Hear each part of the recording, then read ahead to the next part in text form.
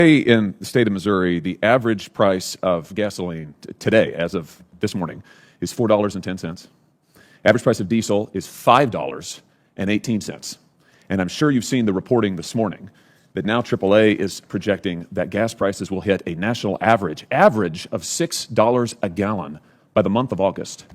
Is this acceptable to you? No, it is not. And you can thank the activity of Vladimir Putin for invading Ukraine and pulling essentially those barrels. With all due respect, Madam Secretary, that's utter nonsense. In January of 2021, the average gas price in my state was $2.07.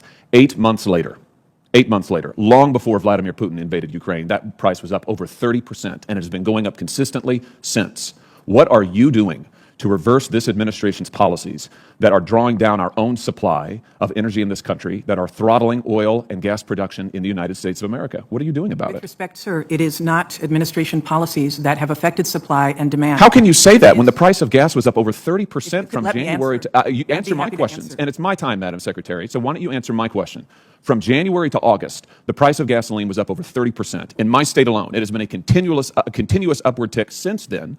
And here's what your president did when he first came to office. He immediately re-entered the Paris Climate Accord. He canceled the Keystone Pipeline. He halted leasing programs in ANWR. He issued a 60-day halt on all new oil and gas leases and drilling permits on federal lands and waters. That's nationwide. That accounts, by the way, for 25% of U.S. oil production. He directed federal agencies to eliminate all supports for fossil fuels. He imposed new regulations on oil and gas and methane emissions. Those were all just in the first few days. Are you telling me that's had no effect on our energy supply? 94% of the oil and gas executives that were surveyed by the Dallas Fed said that administration policies had nothing to do with the increase in the price of oil. I'm not interested in opinions of these people. I'm interested in the facts. Are you telling me that these policies had no effect? Is that your testimony, that these policies had no effect? Are you telling me, Madam Secretary, are you telling me under oath that these policies had no effect? I'm telling you that 94% of the oil and gas industry... I'm not interested in their opinion. I'm interested in the facts. So, no, they did not. Ask That is Vladimir a remarkable statement. About the increase in demand and the decrease in supply from pulling Russian barrels of oil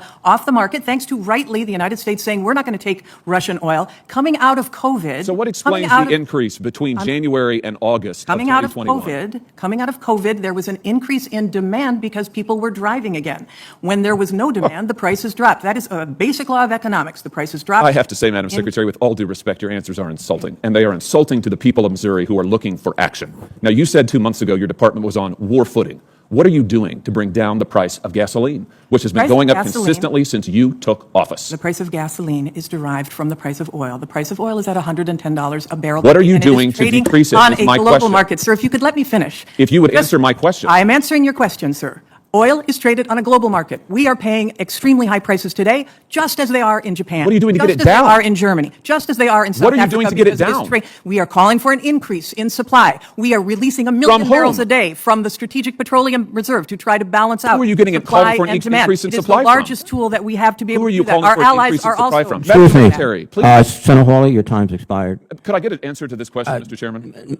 Who are you calling for an increase in supply from? From our domestic oil and gas manufacturers, from international oil and gas manufacturers. Even as you cancel their leases?